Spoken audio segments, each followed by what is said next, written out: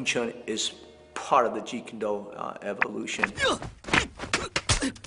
I think you have to have it to understand Jeet Kune Do.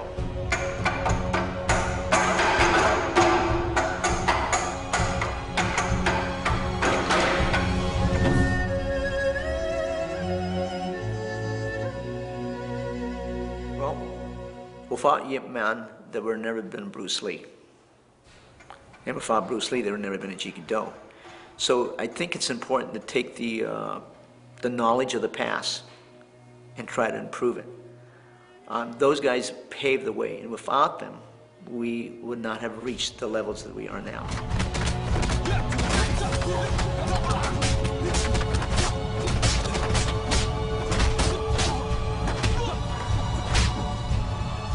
Each pioneer adds to the knowledge that we have now. And I think that's why in the Asian society that they looked up to the instructors so much. I trained with other Wing Chun people because I really wanted to see how Wing Chun was taught. So I trained, I have 9 Wing Chun teachers. James Lee makes 8 and Bruce Lee makes 9. Oh, he was young, talented, wise for his age. At the Bruce Lee at that time period, well, might be a little bit on the cocky side at that time period. But he was definitely well-schooled and knowledge beyond his years. He had a high respect for Yip Man, but I was told because he wasn't pure Chinese that sometimes he didn't want to teach Bruce Lee in front of students, so he assigned William Chung and Wang Chung Leong to teach him. And then as time went on, when he came to the United States, he started to evolve on his own. But he had a high respect for Yip Man. There was definitely could see a love there. He knew there was a certain range where Wing Chun worked very effectively. And he knew there was a certain range that Wing Chun didn't work. He says Wing Chun works real well in the bathroom. So he says, if you have a space with a football field and there might be as many as 3 or 4 or 5 people, then maybe another structure might work. So he had a system that worked on the outside where he can sort of hit and go. He developed a system what he calls Qizao without touching. He started to put what worked for him, and that became the structure of his personal Jeet Kune Do. But Wing Chun is still the core. You still start with that.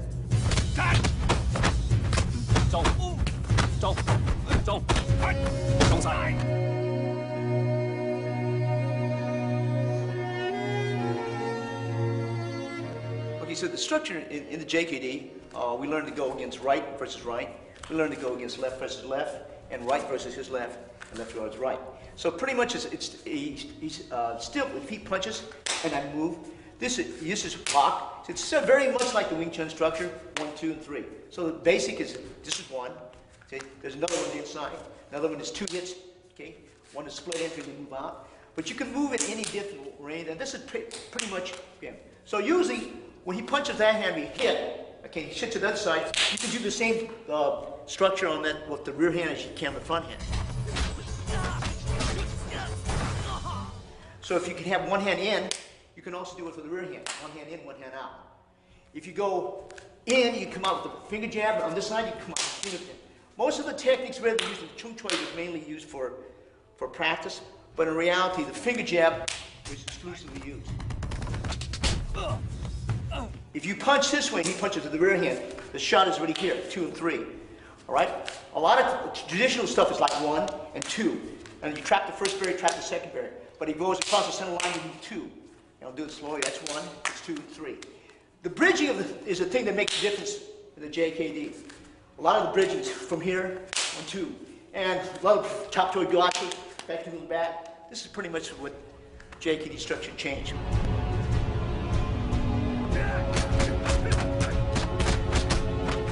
I have a Wing Chun teacher by the name of Sifu Francis Fong that has worked with me, and he comes in here regularly for the last 11 years giving us Wing Chun material. And I think it's knowing when that material is applicable and when it's not. But definitely it should be taught. That should be part of the education. The sensitivity you receive from Chizao, the trapping, I think is very good. The short-range punching definitely should be taught, but I can't really agree that it would be the only system that you can use. But it could be a system that might throw a system out that's not used to that type of structure. I liked it, you know, and when you study something, sometimes you go away from it, and then you come back to it with new eyes. But definitely, I think it's a real great system.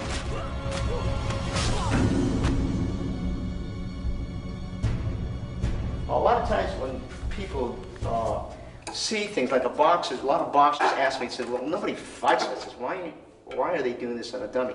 So that's a posture. It's a movement in time. It's a transitional movement. A lot of times, if I perform what we call a pak sao and the lop sao, sometimes he will trap my hand down like this. Okay? That's one way. And the other way is he'll trap it together. Now this motion here is the third motion. When you teach, he'll turn or move in. Again, slow motion. This is 1, this is 2, this is 3, 4.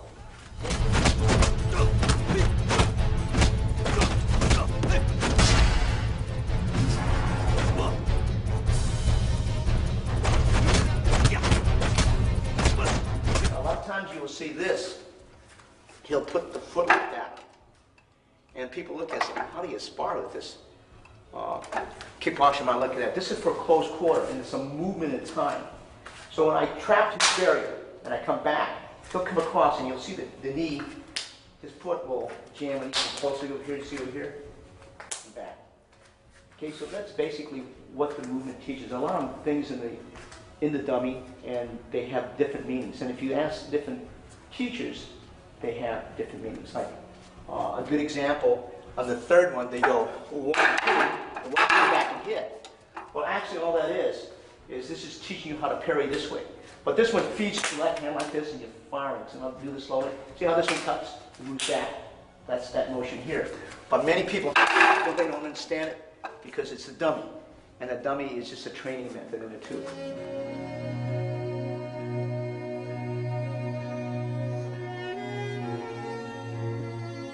This is set 3 in Wing Chun.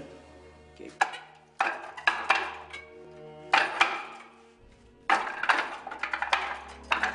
This is set 4.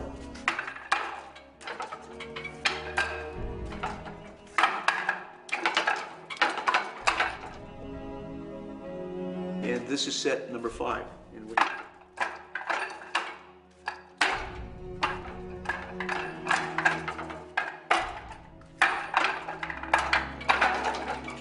That's a Wing Chun, set 3, 4, and 5.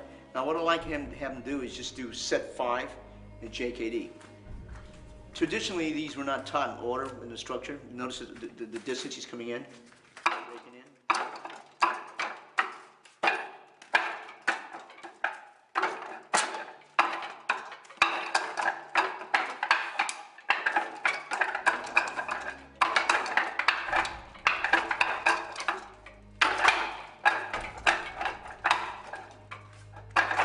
This is the component parts of the JKD. And they're exercises, not in combat that they're going to be in this order, but they're just some of the components needed to learn the Jeet Kune Do. When he first came to the country, he could win everything via the straight blast, or what they call the Jik Chung Choi. As time went on, he changed that thought process, and he started to research, you know, and experiment, and after that he would create. So a lot of that material, I think, was being changed almost on I'm not exaggerating when I said on a monthly basis. He was always changing the structure, always refining it, and making it more functional. That's what he was trying to educate me. And said, you can't really follow a particular way.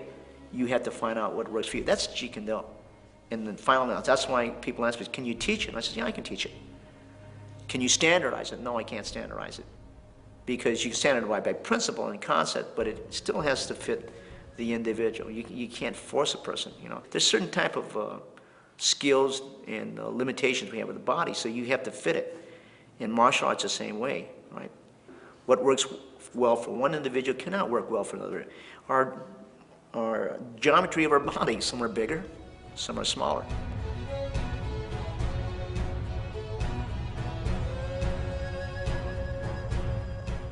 So I'm going to put you, this structure here can be right to right, which is like that.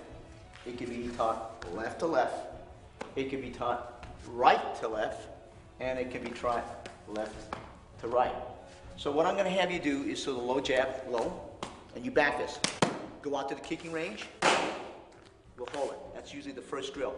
This will teach you hand range, okay, to kicking range. All right. The next one is you go to this position. You throw the rear punch, you hook, you cross, kick. This is to teach you to go from trapping range to hand range out to kicking range. Now the next one, if you go trapping range to kicking range to hand range to kicking range. Now, where we go into the Wing Chun structure is when once we have the handle answer like that, he'll come across and he'll grab, he'll back fist, and he'll go 1, 2, 3. This is now where part of the Wing Chun was used. You go down, I raise yourself, you pops out guachoy, and 1, 2, 3, and you kick. And if you chop joy, okay, come up, pops out, double pops out, come back, hit, and 1, 2, 3, out to the range. That's pretty much what JKD, and concise. Because this is already hand range. He might defend like this, if he's a karate man. He might defend like this, if he's a karate man.